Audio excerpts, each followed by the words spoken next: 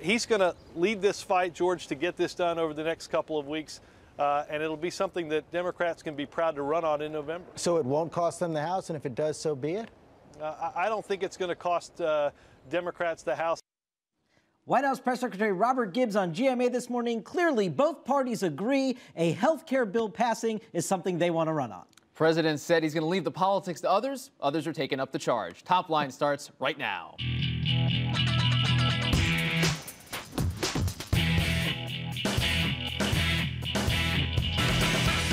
Hello and welcome to ABCNews.com's Top Line. I'm David Chalian. And I'm Rick Klein. Each weekday, we're bringing you the very latest political headlines, reporting, insight, analysis, everything you need and want to know about politics. And it's twitter.com/thenote. You can answer our question of the day, give us questions for the guests, you name it. Get us started. What is your top line today, Rick?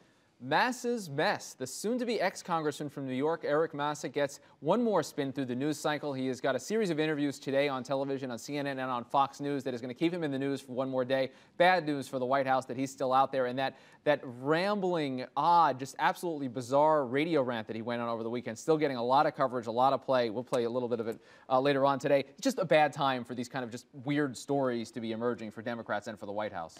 Right. The weirdness is what is getting the attraction. I mean, he talks about being naked in a shower with Rahm Emanuel or the locker room. That's what's getting all the attraction here. That's actually not what the damaging news is. Potentially, it is this completely unsubstantiated claim for which Massa provides absolutely no proof that he says he's being muscled out because of his health care vote. Well, today, you had Robert Gibbs going against him saying that's silly and ridiculous. You had Steny Hoyer, the leader of the House Dems, the House Majority Leader, saying that that is absurd and it's not true. And Massa's not yet named a name as to who talked to him about this. So for now, he seems to just be a man that is standing on an island, and of course, cable TV willing to give him that island. Stupak's softening.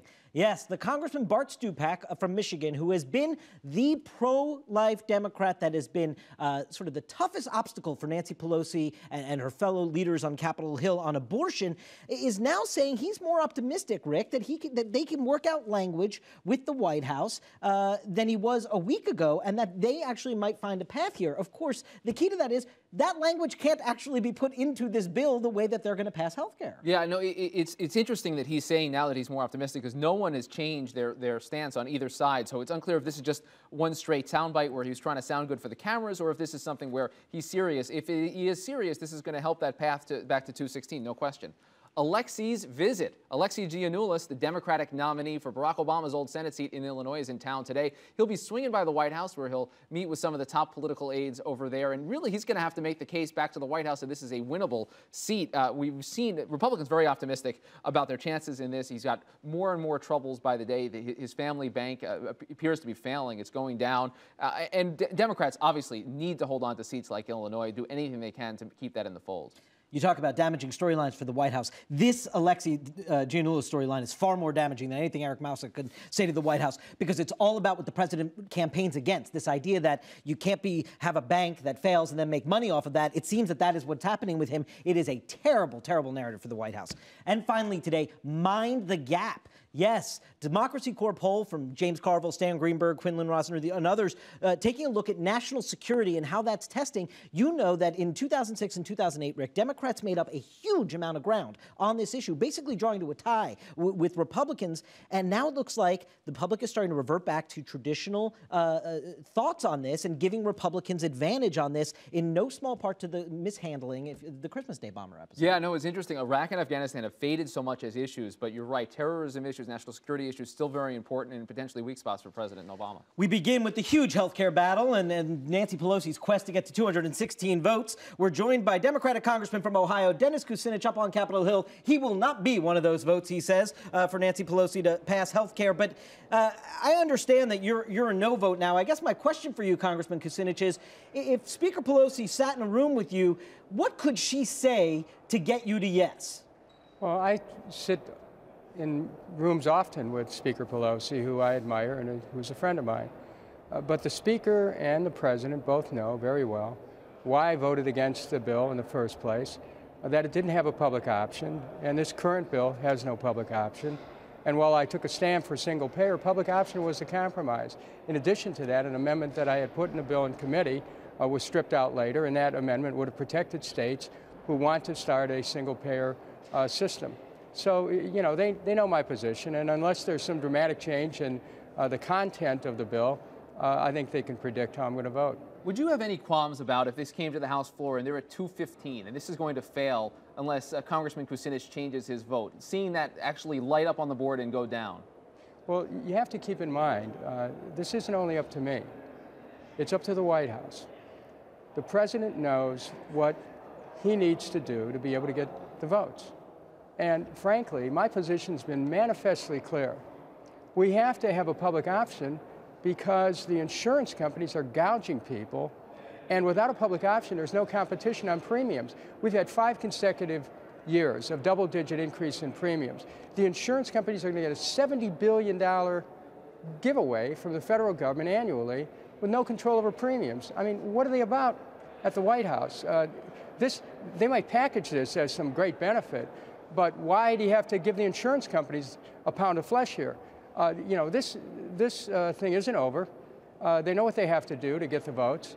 And if they need my vote badly enough, I suppose they have to think about a robust public option and about the ERISA, addressing the ERISA preemption, which would in effect protect states from attacks by insurance companies if the states want to establish a single-payer system. So, Congressman, on the politics of this then, do you agree with Republicans that say if the Democrats do pass this, they're not going to be able to sell this bill as a positive to the American people? Do you agree with that assessment, that they're not going to be able to sell this? Listen, I think that the president, from the start of his term, could have changed his position and sold single payer where everyone would have been covered. It would have helped business and industry. But I mean, this bill, if this bill passes, will they be able to sell this? Well, the only way they will be able to do that is if we don't address the issues of people being out of work, of people losing their homes. You know, there's underlying economic issues that also feed into the health care issue. This isn't about the 2010 election is not going to be a one-issue election. And the Republicans who are fronting for insurance company interests, I don't have any sympathy for them. I think that the Democrats ought not be fronting for insurance company interests. And frankly, every time they lay a bill out, insurance stocks go up. I mean, how would that happen? If the insurance companies like a Democratic bill, they may talk against it, but the smart money on Wall Street says, buy the insurance company stocks. I mean, we have to have a bill for the American people, and if the administration wants to change its position, I'm all ears. And so to be clear, this bill, in your judgment, does more bad than good, does more harm than good? Well, it establishes a deep-rooted foundation for privatization of our entire healthcare system. It is a giveaway of $70 billion a year to the insurance companies, who, by the way, are in the business of making a profit. They're not in the business of giving health care. So this is about insurance care. It's not about health care, because insurance companies make money not providing health care.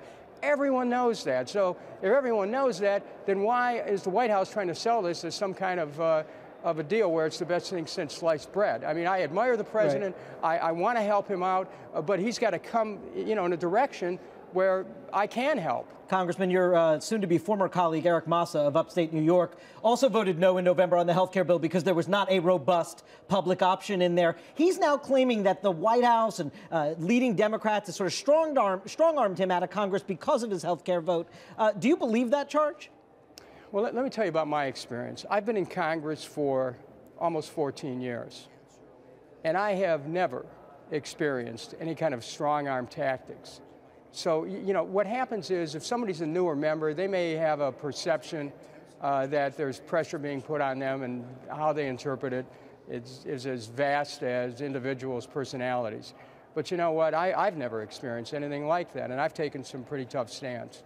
Briefly, Congressman, you've got a resolution to end the war in Afghanistan within 30 days. It'll be on the House floor on Thursday. How many votes are you anticipating getting in making this statement? You know, I can't predict that. All I can tell you is that this is the first time we've had a real debate on Afghanistan. And I think what we're doing with this debate is to reawaken the American people's attention to the war, and to get Congress to start to focus on a war that's cost us 1,000 lives of our troops, costing hundreds of billions of dollars, the lives of innocent Afghanistan people, and frankly, the occupations fueling an insurgency. Counterinsurgency is a failed doctrine. We need to take a new direction. That direction's out. That's what the debate's about tomorrow. I can't predict how many people are going to vote for the resolution. Congressman Dennis Kucinich, Democrat of Ohio, thank you very much for being with us today. We appreciate it. Thank you. Thank you, Congressman. I'm not sure if we'll see the president come back to the negotiating table on this end of things.